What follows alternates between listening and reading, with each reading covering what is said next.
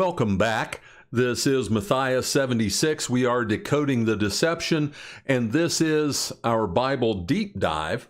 Today we're continuing on in the book of Revelation with Revelation 2:18 through 29.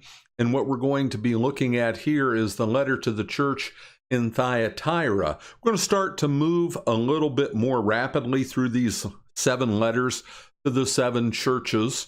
Just want to get things moving along a little bit. To the angel of the church in Thyatira write, these words are of the Son of God, whose eyes are like blazing fire and whose feet are like burnished bronze. I know your deeds, your love and faith, your service and perseverance, and that you are now doing more than you did at first.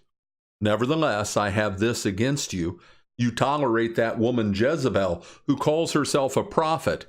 By her teaching, she misleads my servants into sexual immorality and the eating of food sacrificed to idols. I have given her time to repent of her immorality, but she is unwilling. So I will cast her on a bed of suffering, and I will make those who commit adultery with her suffer intensely unless they repent of their ways.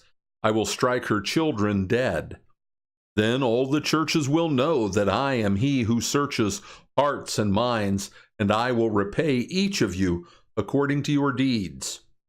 Now I say to the rest of you in Thyatira, to you who do not hold to her teachings and have not learned Satan's so-called deep secrets, I will not impose any other burden on you, except to hold on to what you have until I come.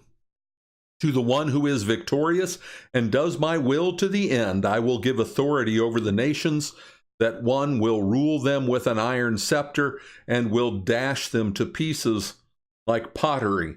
Just as I have received authority from my Father, I will also give that one the morning star.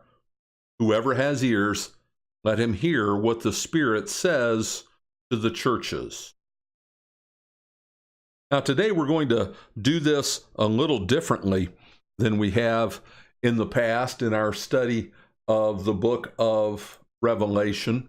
We've got this diagram here, and we're going to use this diagram to hit the highlights in this letter to the church in Thyatira. Go up here on the left. This is the first verse, 18. These are the words of the Son of God, whose eyes are like blazing fire and whose feet are like burnished bronze. It is interesting. This is the only place in the book of Revelation that Jesus is called, or in this instance, refers to himself as the Son of God. What that does, as it says here up in the little note box, that emphasizes his divinity. He's setting forth authority there, and definitely the whole tone of this letter to the church in Thyatira is one that is much more critical and judgmental. There are serious errors here that were going on that needed to be addressed, and he was going to do that. And so he describes himself as, whose eyes are like blazing fire. His eyes are like blazing fire. What does that tell us? Eyes like blazing fire. It has the idea of penetration. And it puts us in mind of Hebrews 4:13. His eyes see all. And in Hebrews 4:13, it tells us that everything is uncovered and laid bare before the eyes of him to whom we must give account.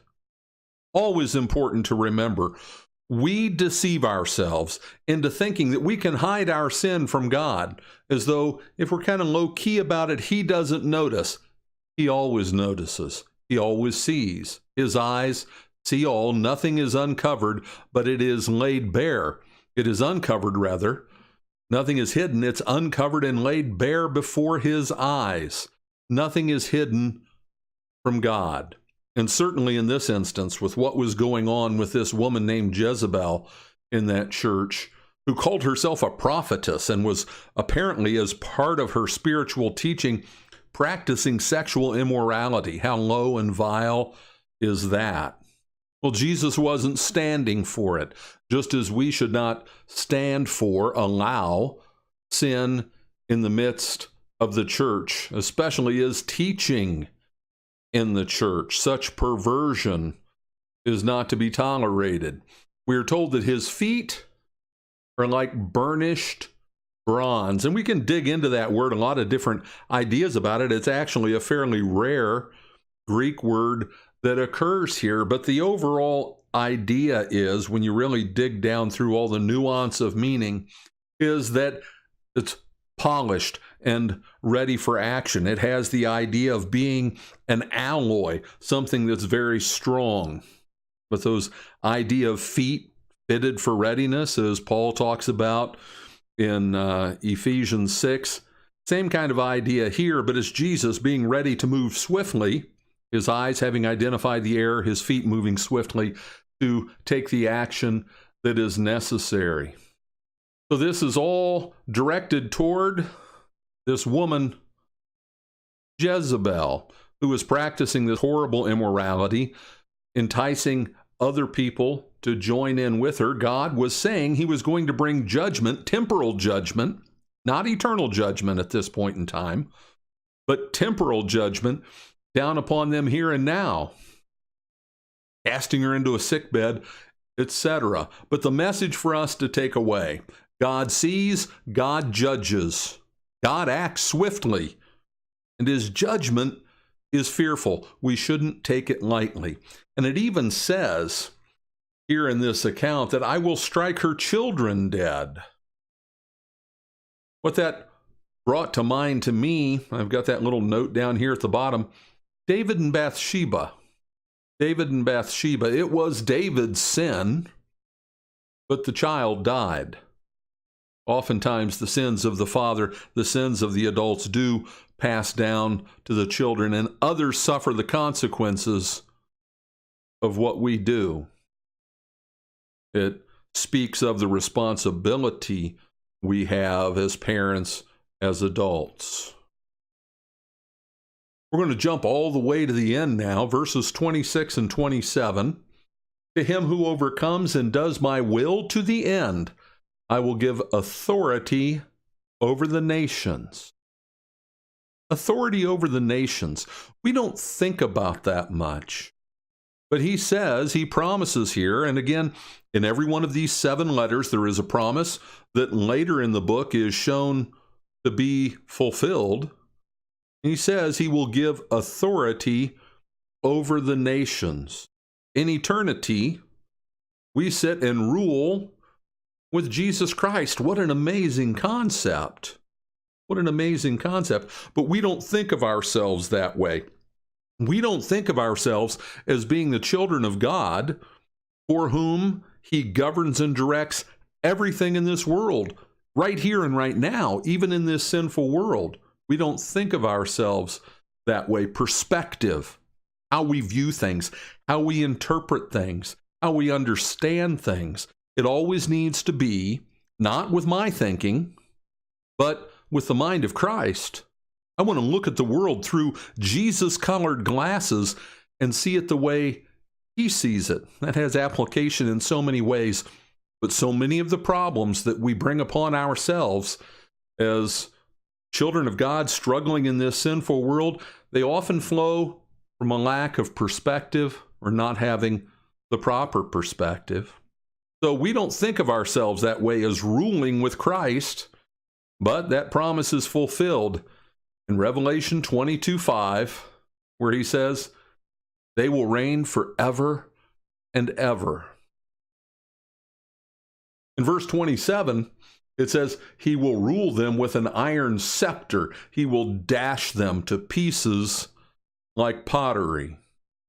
That's from Psalm 2. It is a direct quote from Psalm 2. Psalm 2 that begins, why do the nations rage and the people plot in vain? And it says in that psalm something very interesting.